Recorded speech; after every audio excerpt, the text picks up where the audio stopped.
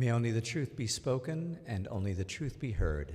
In the name of God, Creator, Redeemer, Sanctifier. Amen.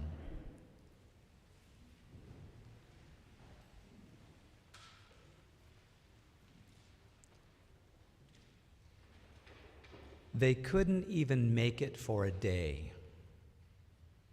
It didn't even take 12 hours for the light of the resurrection to be overshadowed by fear and disbelief. The same night that Jesus was raised from the dead, when you might have thought that the disciples' shouts of joy would have been echoing through the streets, instead, those who were nearest and dearest to Jesus were cowering in fear behind locked doors, imprisoned by their disbelief. The tomb had been found empty. Mary had seen the risen Christ. And yet, we find the disciples tucked away in their hideout, nursing their fear and doubt. Don't you find that odd? Or was that part of your Easter as well? What has your experience of the risen Christ been this past week? Were you swept up in the drama of Holy Week, riding the wave of euphoria from last Sunday to this? Are you still filled with hope and expectation of how your life might change because of your experience of Easter? Or like the disciples, have doubt or fear or disbelief occasionally threaten to dampen your enthusiasm? It's probably a bit of both, because that's what our lives are like. After all, look at what is happening in the world right now. Despite our proclamation that the Lord is risen, 6-month anniversary of the conflict in Gaza, 30-year anniversary of genocide in Rwanda. What does that mean for us today? It means that the resurrection will not end pain or suffering in the world or in our lives. Instead, Jesus will redeem it. Jesus doesn't forego the time of trial.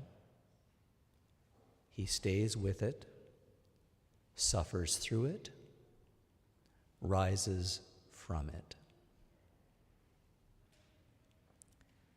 This Sunday, we sit huddled with the disciples, acknowledging our own ambivalence, abiding with the disciples, not only in their joy and hope, but in their fear and doubt as well. That's where Easter always begins.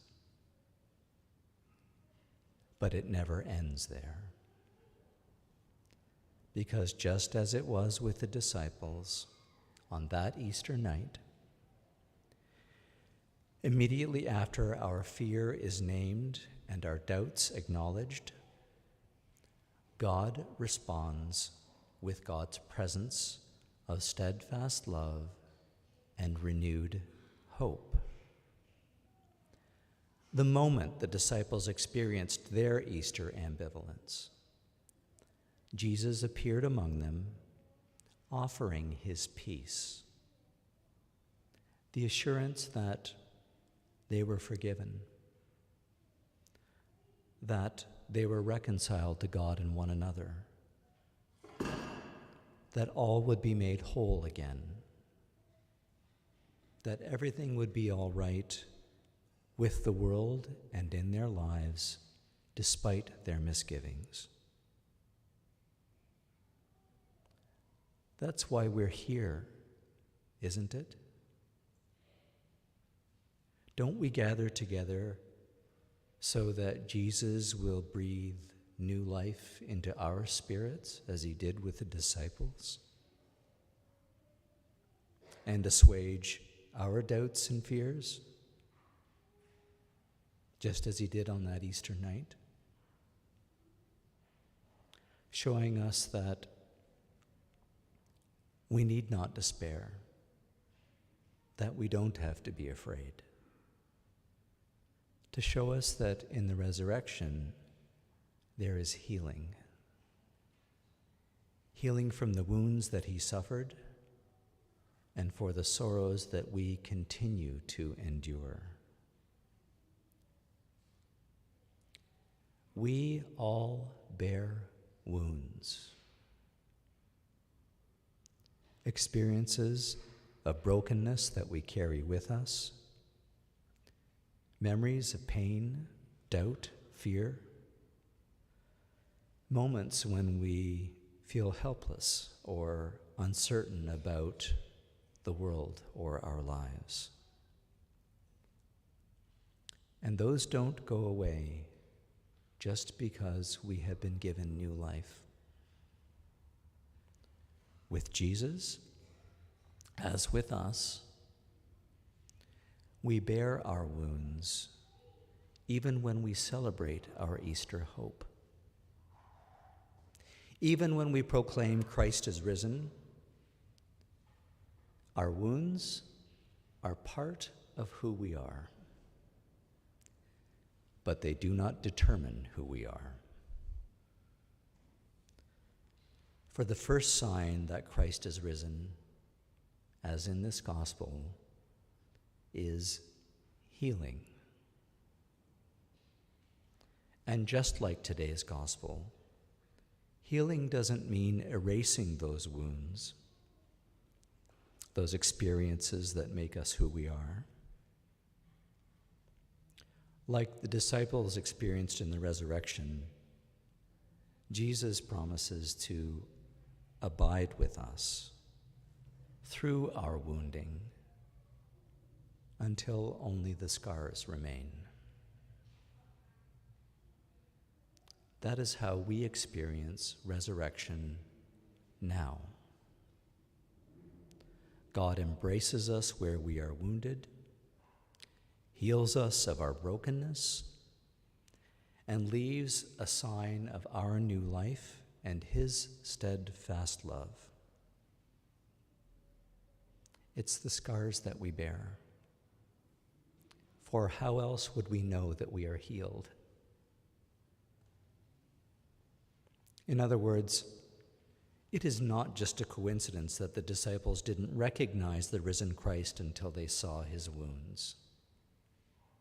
It is not just a coincidence that Thomas had to touch Jesus' wounds to have his fears and doubts allayed. Because we come to know one another more deeply and love one another more fully by the scars that we bear. That's how the disciples were able to recognize the risen Christ. They knew him because the Jesus whom they loved endured their pain and shared it, embraced their suffering and showed them his wounds.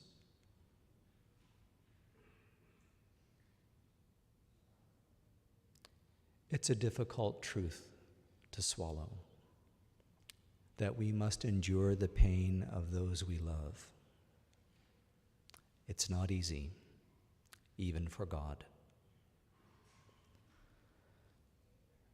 There were some early Christians called Docetists who agonized over the question of Christ's suffering. It was so painful for them that they figured that since Jesus was the Son of God, he could not really have suffered on the cross. They claimed that Jesus only appeared to do so, that he only appeared to be human. But that's not the Easter gospel, and that's not the truth that we experience in our lives. Ours is not a God who hovers above the heartache of the world, observing our pain at a safe distance. Ours is a God who takes on our suffering, who dies with us in our experiences of loss, but redeems them, sharing with us the joy and promise of resurrection, of life renewed. So today, in this first Easter gospel, Jesus shows us his wounds so that our wounds might be borne by him. Amen.